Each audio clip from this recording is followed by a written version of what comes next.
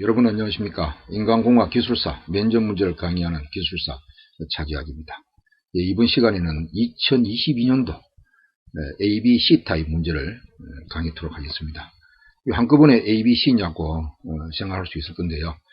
제가 기출문제를 확인해 보니까 수험자의 기억에 의해서 만들어진 면접 문제인데 ABC 타입 문제가 50%에서 70%까지 유사했습니다. 그래서 몇 문제를 보강하니까 ABC 문제 타입을 한꺼번에 강의할 수 있다고 생각이 들어서 이번 시간에는 ABC 문제를 한꺼번에 강의하는 것입니다.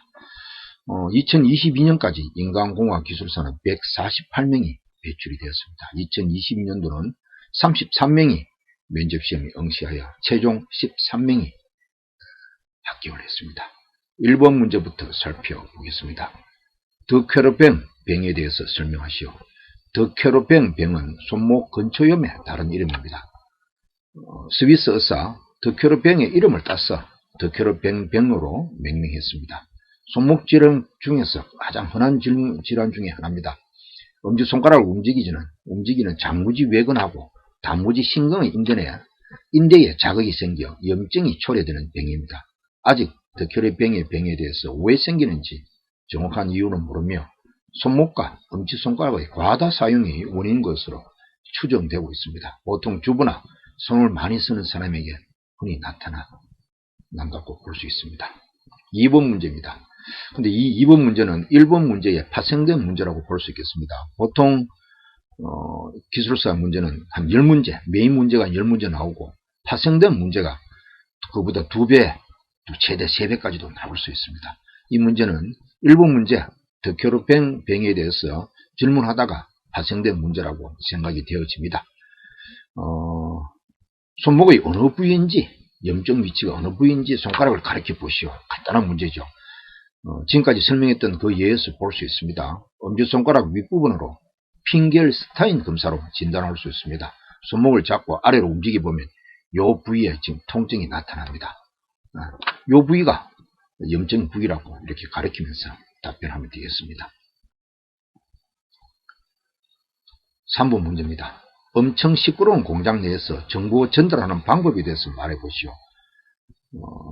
기술사 면접 문제에 답변할 때는요, 먼저 개요와 전체적인 흐름을 한번 설명하는 게 굉장히 중요하다고 볼 수 있습니다. 본론 답변을 하기 위해서 약간의 시간을 버는 경우도 있지만 한번 생각해보는 그런 시간이 될 수도 있고, 또는 면접관으로 하여금 내가 이 내용에 대해서 정확하게 알고 있다는 그런 인식을 줄 수도 있습니다. 소음은 시끄러운 소리 또는 원하지 않은 소리를 말합니다. 산업안전보건법에서 작업 환경을 측정하는데 특별한 장소를 제외하고는 보통 80dB 이하라고 볼 수 있습니다. 이런 환경에서 작업자는 보통 기마개를 착용하는 게 일반적인데 의사소통이 불가능하므로 입 모양을 하면서 손짓으로 의사소통하는 게 보통의 경우라고 할 수 있겠습니다. 또 실제로 소음이 있는 곳은 무전기를 많이 소지하고 사용을 합니다. 귀에 밀착시켜 정보 전달하는 경우도 많이 있다고 생각하면 되겠습니다.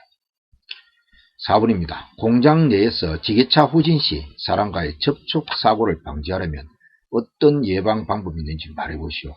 지게차는 보통 1톤에서 20톤까지 폭넓게 짐을 옮길 수 있는 중장비라고 볼 수 있겠습니다. 지게차 후진 시 사람과의 접촉 사고 예방 대책으로서는 후진 경보장치를 설치하고 신호수를 배치하여 후진 접촉 방지를 하고 지게차 작업구역 내에 통제구역을 설정해 가지고 일반 근로자들이 그 구역 안에 못 들어오게 해야 이렇게 사고를 예방할 수 있겠습니다.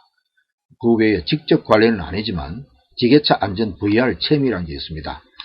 VR은 가상현실로서 직접 현장에 가서 체험하기 전에 미리 한번 체험해보는 그런 것을 말합니다. 이런 가상 체험을 통해 가지고도 위험성을 한번 확인하고 해보는 것도 좋다고 생각이 되어집니다. 5번입니다.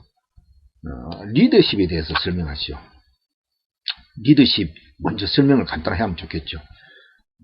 조직체를 이끌어 나가는 지도자 역할, 그 단체가 지니고 있는 힘을 마음껏 발휘할 수 있도록 하는 것, 그런 등의 이런 것들을 리더십이라고 표현합니다. 조직원으로부터 유능한 존경받는 유능한 리더가 있어야 하며 그 리더가 되기 위해서는 첫째, 전문적 지식과 경험을 쌓아 전문적 힘을 쌓을 것. 둘째, 보상적 힘으로 적절한 보상을 하고 조직원들의 사기 진작에 힘쓸 것. 셋째, 이를 통해 멤버들의 신임을 얻어 중거적 힘을 얻을 것입니다. 중거적 힘이라는 것은 존경, 태도나 행동을 본받고 싶어하는 열망에서 나온다고 할 수 있겠습니다.